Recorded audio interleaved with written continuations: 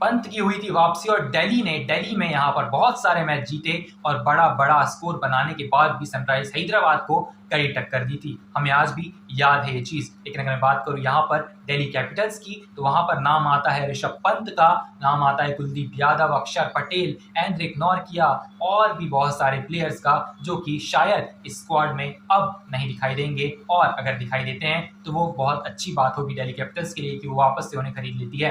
Delhi Capitals में फिलहाल 120 करोड़ के पर्स में पहला रिटेंशन हम सबको पता है क्या होने वाला है, वो है ऋषभ पंत। जी हाँ, कमबैक करने के बाद जो वैल्यू प्रोवाइड की है वो बहुत ज्यादा है। ब्रांडिंग के लिए श्रेयस अय्यर कप्तान नहीं रहे थे और ब्रांड वैल्यू जो है ऋषभ पंत की उस समय ज्यादा बड़ी थी। हालांकि केकेआर को ट्रॉफी जिताई श्रेयस अय्यर ने, लेकिन ब्रांड वैल्यू अब जो है ऋषभ पंत की भी बढ़ेगी और जो रिटर्न हुआ है, उनका कमबैक हुआ है, वो वैल्यू उन्होंने दिल्ली कैपिटल्स को प्रोवाइड करी है। तो 18 करोड़ उन्हें 14 करोड़ की अगर मैं बात करूं तो मुझे एक ही नाम दिखाई देता है यहाँ पर, अक्षर पटेल का। जी हाँ, आपको नहीं पता, यू नेवर नो कौन सा प्लेयर इतने सारे पैसे यहाँ पर उठाएगा दिल्ली कैपिटल्स के लिए। तो दिल्ली कैपिटल्स के लिए सबसे बड़ी बात यह होगी कि यहाँ पर आप रिटेन कर लें अक्षर पटेल को 14 करोड़ में। ऑलराउंडर्स की डिमांड है मेगा ऑक्शन में और वो होगी भी, लेकिन 11 करोड़ में मुझे ऐसा कोई प्लेयर नहीं दिखाई देता है। लोग कह रहे हैं खलील अहमद को कर लीजिए, लोग कह रहे हैं कुलदीप को कर लीजिए, लेकिन अगर मैं इन दोनों में से किसी एक को पिक करूं तो मुझे कुलदीप दिखाई देते हैं। खलील अहमद को मैं वापस खरीद सकता हूं, आरटीएम कर सकता हूं, लेकिन अगर मैं बात करूं अनकैप्ड की, शायद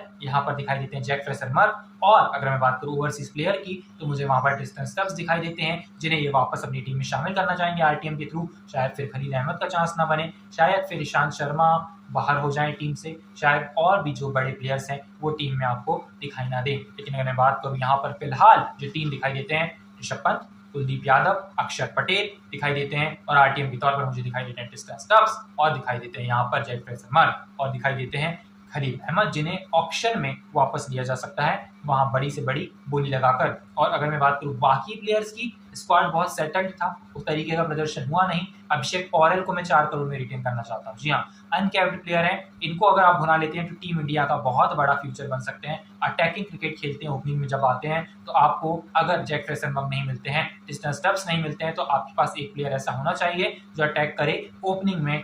फिर उसके साथ आप एक प्लेयर ऐसा खरीद सकते हैं जैसे कि राइली रूसो है, जैसे कि कोई और प्लेयर है। शायद डेविड वार्नर अब ना खेलें तो अब कंटिन्यूएशन में यहाँ पर ना जाएं, तो शायद दिल्ली कैपिटल्स के लिए बहुत मुश्किल हो जाएगा ऑक्शन में अगर यहाँ पर एक ओपनर को वो खरीदने में नाकामयाब होते हैं। अगर वो कामयाब होते हैं, शायद जैक फ्रेशर मर्फ उनके पास वापस आ जाएं और अभिषेक पौरेल आ जाएं। सेटल्ड है भाई ओपनिंग स्क्वाड, कोई भी दिक्कत नहीं है। मतलब मिडिल ऑर्डर में ऋषभ पंत है आपके पास, आपको कोई जरूरत ही नहीं। ट्रिस्टन स्टब्स आपके पास अगर आ जाते हैं और अगर हेनरिक क्लासन वहां से रिलीज हो जाते हैं और ट्रेविस हेड और हेनरिक क्लासन में से कोई एक रिलीज हो जाएगा हैदराबाद से, दोनों में से किसी एक को ये खरीद सकते हैं। इनके पास बहुत पैसा है, इनके पास पैसा रहने वाला है, पंजाब किंग्स के पास पैसा रहने वाला है। अब देखिए मेगा ऑक्शन में क्या मजा आता है। Thank you so much for watching, I will meet in the next video, till then stay tuned.